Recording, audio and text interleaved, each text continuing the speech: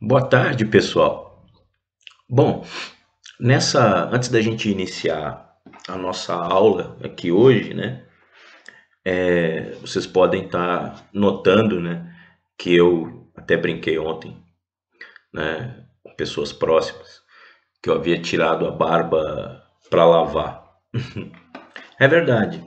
Então, assim, essa cara mais clean, vamos dizer assim, né, ela se faz, de certo modo, algumas coisas eu li, é claro que não é uma coisa que a ciência já tenha comprovado, mas, na dúvida, né, eu achei por bem, em meio a essa pandemia global de Covid-19, eu achei por bem retirar, né, provisoriamente, até esse período de crise declinar e a gente ir retomando a normalidade da nossa vida, eu vou manter então, né, vou tirar a barba por tempo, vamos dizer assim, provisoriamente, enquanto a gente estiver vivendo essa crise. E uma das coisas que, além de algumas matérias que eu li na imprensa, principalmente no portal globo.com, né, a respeito de se a barba, manter a barba, poderia ser um facilitador para a contaminação do Covid-19 ou não. Então, na dúvida, eu já tirei. E assim eu permaneço até o fim da crise, né? E outras pessoas, outras personalidades, locais ou nacionais, também já fizeram o mesmo. Então, eu já observei o Nando Moura, aqui, youtuber, né? Influencer, né? Músico aqui do YouTube. O Nando Moura já tirou a sua barba, ok? O Dias Toffoli, ministro do STF, também já tirou a barba. O nosso prefeito aqui de Atibaia, o Saulo Pedroso, também tirou a barba. Então a gente está aí, de certa maneira, colocando a barba provisoriamente de lado, né, e assumindo uma, uma nova, um novo perfil, né, um novo layout, vamos dizer assim. Bom, o tema da aula hoje, gente, aqui pensando no meu 8º ano, já coloquei aqui no final da manhã de hoje uma análise, assim, de poucos minutos, 4, 5 minutos, uma análise sobre o mapa dos Estados Unidos. É claro que eu coloquei um mapa atual, certo? Porque se a gente for observar no século XVII, no século XVIII, um período ainda da história colonial americana, é claro que o mapa, né, o território estadunidense naquele período diferia muito do mapa que eu coloquei aqui. Mas para facilitar a compreensão, né? Então eu usei um mapa atual para localizar um pouco algumas questões. E eu vou partir dessas questões aqui. A independência americana, a independência dos Estados Unidos, que ocorre no final do século XVIII, ela é o resultado da tentativa, de certa maneira, da coroa britânica de implementar na sua colônia, né, na América do Norte, implementar realmente uma posição de interferência, ou seja, tornar a colônia, realmente torná-la a ser algo a serviço da metrópole. Ou seja, o que a Inglaterra procurou fazer na segunda metade do século XVIII na sua colônia, na América, ela procurou justamente o que? Tornar a colônia uma colônia efetiva, no sentido clássico do colonialismo, no sentido mercantilista do colonialismo, ou seja, de que a economia metropolitana ela deve ser complementada pelas riquezas da colônia. Só que tem um porém. Historicamente, os colonos lá que construíram, ergueram as 13 colônias, os colonos se habituaram a uma autonomia, a uma liberdade, uma liberdade de comércio principalmente, uma liberdade econômica. E por que que a Inglaterra mudou a sua postura? Né? Porque, primeiro por questões que dizem respeito à chamada Guerra dos 7 Anos. A Guerra dos 7 Anos é uma guerra colonialista, vamos dizer assim, entre potências europeias, no caso França e Inglaterra, sobretudo. Essa guerra, ela se estende para além da Europa, ela ocorre inclusive dentro de território norte-americano. E ao final dessa guerra, como toda guerra, uma guerra mobiliza muitos recursos. Ou seja, ao final dessa guerra, nós vamos ter a Inglaterra, de certa maneira, tendo que assumir um certo prejuízo, uma certa perda. E aí, para compensar essas perdas, o que os ingleses, o que o rei George, né, o rei Jorge III, ou George III, o que o rei George III vai implementar? Uma política interventora, uma política mercantilista, no sentido clássico. Ou seja, para recuperar a economia metropolitana, eu vou atuar sobre a colônia, eu vou intervir sobre ela. E quando a coroa inglesa faz isso, a cada nova lei estabelecendo ou tentando estabelecer um controle maior sobre a colônia, mais os colonos vão de certa maneira, se organizando, se unindo, e então vai chegar o derradeiro momento em que esses colonos vão se organizar, vão se mobilizar e vão assumir uma guerra direta contra a ocupação inglesa. E ao final dessa guerra, com a derrota inglesa, vai se estabelecer então essa nação, que são os Estados Unidos da América. Agora, lembrando, lá no vídeo do mapa dos Estados Unidos, né, eu coloquei o seguinte, que ao final da Guerra dos 7 Anos, os colonos, então, pensaram o seguinte, bom, derrotados os franceses aqui dentro do território norte-americano, então, quem sabe, né, vamos avançar para o interior desse território, onde viviam, por exemplo, N comunidades e populações ameríndias, indígenas, né? Ou seja, havia um interesse dos colonos, um interesse comercial, principalmente, de expandir os seus domínios para além daquele território costeiro, litorâneo, que eram as 13 colônias iniciais. Havia um interesse de se expandir para o oeste. Lembrando, né, como eu mostrei no vídeo do mapa, naquela faixa central do território norte-americano, que compreende o que? Os Montes Apalaches até o curso do rio Mississippi. Certo? Aquela faixa de território, vamos dizer assim, era ali que os colonos, então, eles, de certa maneira, desejavam estender os seus domínios, né, ampliar as suas posses, oportunidades de riqueza e tal, para além daquela faixa costeira, algo que foi impedido pela coroa britânica. Então aí já é um primeiro ponto de dissonância, de discordância. Já é um primeiro ponto aí. E posteriormente a Inglaterra vai estabelecer uma série de leis que vão atingir e muito a economia colonial. Vão atingir e muito a autonomia e a liberdade econômica, que era então uma marca da vida das pessoas ali.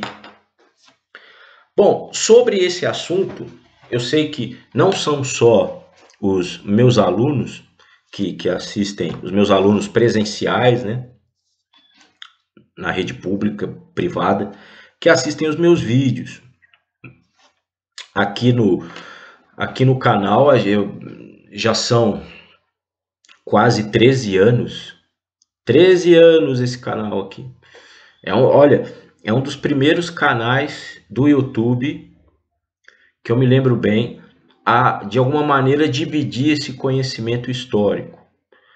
Claro que sem muito sem muita purpurina, sem muito enfeite, sem tantos recursos de informática ou tecnológicos, mas com a intenção de dividir, de certa maneira, dividir aquilo que eu sei, aquilo que eu conheço, né, que é o papel do professor, de certa forma, e, claro, dar visibilidade à minha forma de pensar, ao meu trabalho, à minha linha de pensamento, né? Então, o que ocorre? Sabendo disso, eu queria indicar aqui uma leitura, algo que eu já fiz, costumo fazer várias vezes, né? Bom, sobre a história dos Estados Unidos, eu indico a leitura desse livro aqui, ó, do colega Leandro Carnal, História dos Estados Unidos, das origens ao século XXI, da editora Contexto, ok? Editora Contexto, ó. Ajude aqui o professor, ó. Tô indicando o livro aqui, né? Mas o livro é muito bom, certo? Aqui da Contexto. E esse livro aqui, olha, ele me foi ofertado aqui pelos amigos, né? João e Júnior, lá de Belo Horizonte, ok? Isso aqui eu ganhei há muitos anos atrás, certo? E o capítulo que trata desse tema que a gente está estudando é esse aqui, ó. O processo de independência. Então, é uma boa leitura. Até pensando nesse período de quarentena, ler é um bom remédio. É uma atividade que engrandece, que enriquece, que dá consciência, que dá informação e conhecimento. Então, esse livro aqui é o que eu indico para vocês. Bom, vamos voltar a falar das leis. Eu não vou falar todas, mas eu vou destacar algumas, como a Lei do Açúcar de 1764, também chamado de Sugar Act, né? A Lei do Selo de 1765 e que vai ser abolida em 1766. E eu vou explicar por quê. Os atos de Townshend é nome de uma autoridade britânica, ok? O Townshend é uma autoridade britânica que vai estabelecer uma série de leis econômicas dentro da colônia, e a principal delas é aquela que tratava do chá, e que aí vai produzir, vamos dizer assim, dois fatos históricos que vão começar a acelerar esse processo de conflito que vai gerar independência, que é o massacre de Boston, que ocorreu em março de 1770, e, enfim, a festa do chá de Boston, do dia 16 de dezembro de 1773. Então, o massacre de Boston em março de 1770 e a festa do chá de Boston em 16 de dezembro de 1773, também conhecida como Boston Tea Party, né? Festa do chá de Boston, né? Inclusive o Tea Party até hoje, né? Festa do chá acabou sendo, hoje denomina, né? Dá nome a um grupo conservador norte-americano, né? O Tea Party, ok? Mas vamos lá. Eu falei então da Lei do Açúcar, o Sugar Act. Também eu vou destacar aqui a Lei de Hospedagem de 1764, a Lei do Selo, os atos de Townshend e, no caso aqui, os conflitos em Boston, ok? Que vão, de certa maneira, evidenciar aquilo que estava por vir. É um ensaio geral daquilo que estava por vir, ok? Em termos de conflito. Bom, o que é o Sugar Act de 1764? É a lei que vai sobretaxar o açúcar, o melaço, certo? E ao sobretaxar o açúcar, o melaço, essa lei, de certa maneira, prejudica o colono naquilo que ele mantinha há muito tempo, do chamado comércio triangular. o comércio triangular era mantido entre os colonos norte-americanos, estadunidenses, algumas ilhas caribenhas de controle britânico e a África, o continente africano. E nesse comércio nós vamos observar a circulação de muitas mercadorias, como o melaço, como o rum, a bebida alcoólica, e escravos. Então é um comércio mantido desde tempos bem anteriores, lá dos primeiros tempos da colônia, e ao sobretaxar o açúcar e o próprio melaço, e ao dificultar ao colono a livre procura por um melaço de melhor preço, né? Porque o colono antes tinha até autonomia para comprar esse melaço de possessões francesas na América Central. Agora não, agora ele tem que comprar de territórios de possessão britânica. Então, essa intervenção já começa a prejudicar o comércio triangular. E uma coisa interessante é o seguinte, e o próprio Leandro Carnal coloca isso no livro, é que não é que antes não havia uma lei regulamentando ou sobretaxando o açúcar, é que pela primeira vez na história norte-americana é que a coroa britânica, ela de certa maneira quer fazer cumprir a lei. Leis haviam, só que o que prevalecia era a liberdade do colono. Essa lei ela não era cumprida, fiscalizada com firmeza, com dureza. E a partir do Sugar Act, as leis dentro da colônia vão ser cumpridas com fiscalização e com vamos dizer assim, com poder repressor britânico atuante. Ou seja, a Inglaterra vai fazer cumprir essas leis. E por quê? Porque você tem uma reação inglesa às perdas geradas pela Guerra dos 7 Anos. Então a colônia agora, a coroa britânica, o rei George III, ele já observa a colônia com um olhar mercantilista. Não, a colônia tem que complementar, tem que salvar a economia metropolitana. Então vamos intervir. Agora, a lei de hospedagem era uma lei que regulamentava como que os colonos deveriam receber e alimentar e hospedar os soldados britânicos. Ou seja, né, já está, de certa maneira, já é uma garantia, né, de que há uma vigilância, há um monitoramento, né, de forças britânicas cada vez mais atuante em território colonial. A lei do selo. Pessoal, a lei do selo, ela tem uma característica que é a seguinte, é a primeira lei britânica em território colonial que vai mobilizar os colonos. Ou seja, a partir da lei do selo, os colonos vão se mobilizar, se organizar e procurar resistir a essas leis britânicas. Então é a primeira lei que vai ter, de certa maneira, uma resposta colonial. E, no caso aqui, a resposta que os colonos vão dar, certo?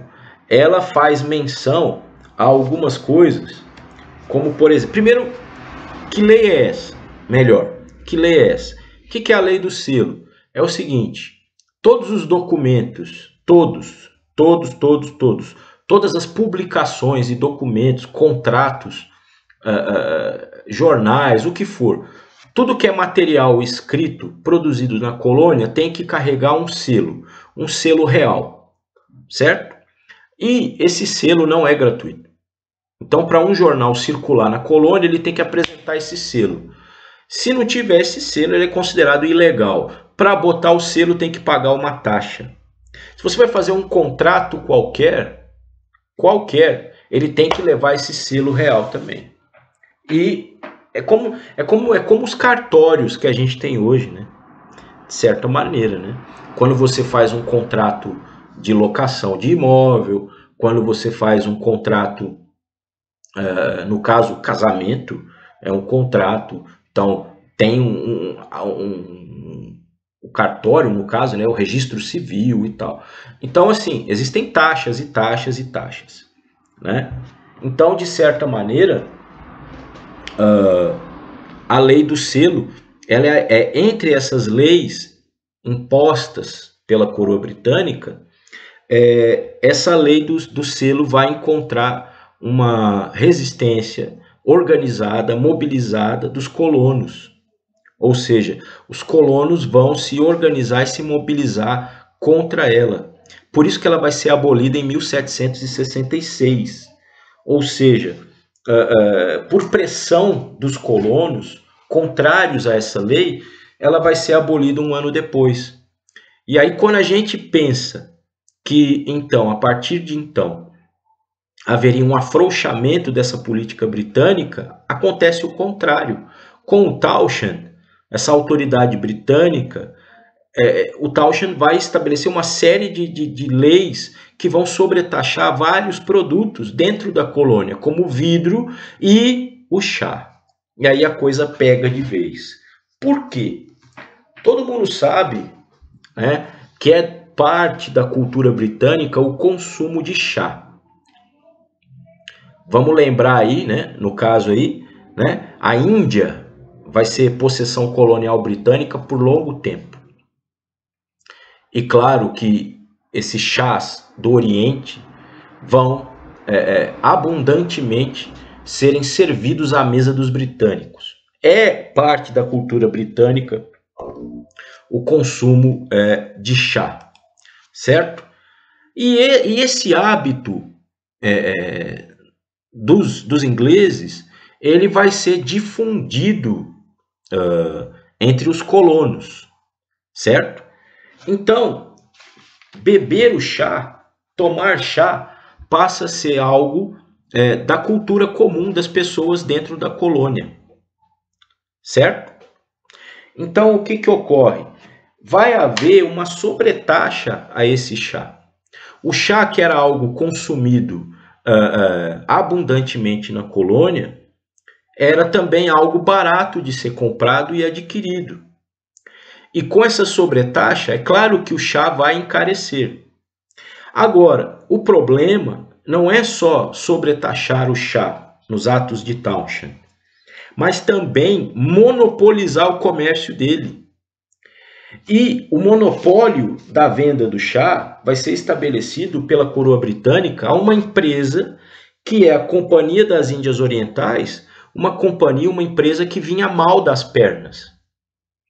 Então essa companhia britânica, a Companhia das Índias Orientais, que vinha mal das pernas, vinha apresentando problemas, né,